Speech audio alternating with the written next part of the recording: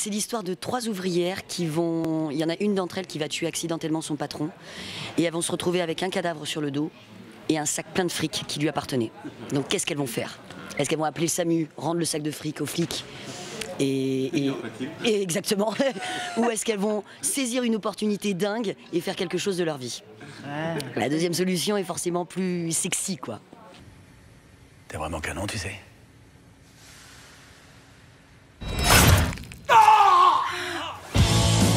Donnez-moi mon sac! Il y a combien là-dedans?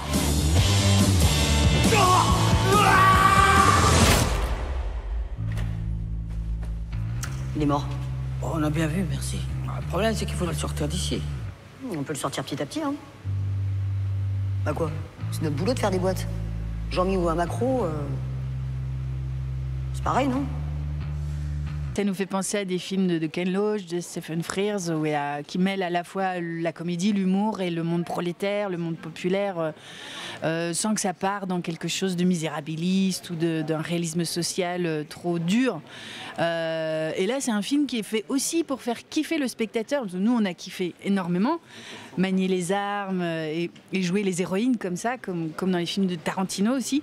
Mais pour le spectateur, c'est aussi ça. Il n'y a qu'au cinéma où on peut vivre par procuration des aventures aussi extraordinaires, c'est vrai. Donc oui, il y a ces références à tout ça. Des films aussi comme Thelma et Louise, Erin Brockovich, Convoi de femmes ou Young Adult aussi. Alan m'avait montré Young Adult que j'aime beaucoup. Donc oui, il y a ces références à... En fait, voilà, tous ces personnages féminins qui ont le pouvoir d'agir et qui le prennent et qui améliorent leur vie. Elles réussissent, elles font des erreurs aussi. C'est pas non plus des superwomen. Elles ont pas les codes non plus de ce monde dur et violent. Donc c'est pour ça qu'elles gardent leur féminité, leur sensibilité et elles en font une arme aussi. Question diplôme, je vois un brevet des collèges, une formation en coiffure, question expérience professionnelle, Miss Nord-Pas-de-Calais. Waouh! Un gros côté girl power dans le film, ouais. qui est assez sympa, même pour le spectateur masculin. Mais oui, parce que comme il y a beaucoup d'action, il y a de la bagarre, il y a des coups de feu dans tous les sens, pour les mecs c'est génial. Le côté genré. Non, mais c'est vrai. Les mecs, c'est que l'action. Bah non. Bah, les filles aussi, hein, nous on adore, on est les premières à le dire. Après, il y a le côté glamour, sexy, la comédie.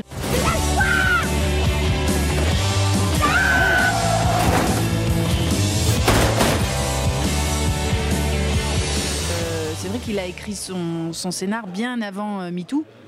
Et en plus, il n'y a aucun discours, aucune revendication féministe dans le film. C'est vraiment c'est un réalisateur qui aime passionnément le cinéma et les actrices. Et là, il se trouve que voilà, c'est des héroïnes et qu'effectivement, ça doit être peut-être personnel ou dans son histoire. Pourquoi il aime raconter les histoires de femmes, mais pourquoi pas? Enfin, je veux dire, pourquoi on se pose la question en fait? C'est ça. C'est vrai. On devrait même pas se poser la question.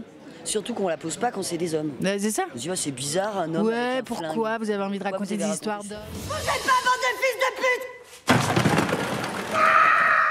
J'ai pas de calcul, bon. Moi, ce que j'aime, c'est varier les plaisirs, c'est pouvoir faire les deux. Moi, j'aime créer des personnages, donc peu importe qu'ils soient de la comédie ou du drame, l'important c'est d'avoir de la matière, c'est de pouvoir collaborer avec les costumiers, les maquilleurs, les coiffeurs et créer vraiment comme on crée je sais pas, une poupée ou qu'on fasse de la sculpture ou de la peinture. C'est ce besoin de créer qui me motive moi à aller vers des personnages où il y a de la matière et peu importe que ce soit de la comédie ou un drame en fait.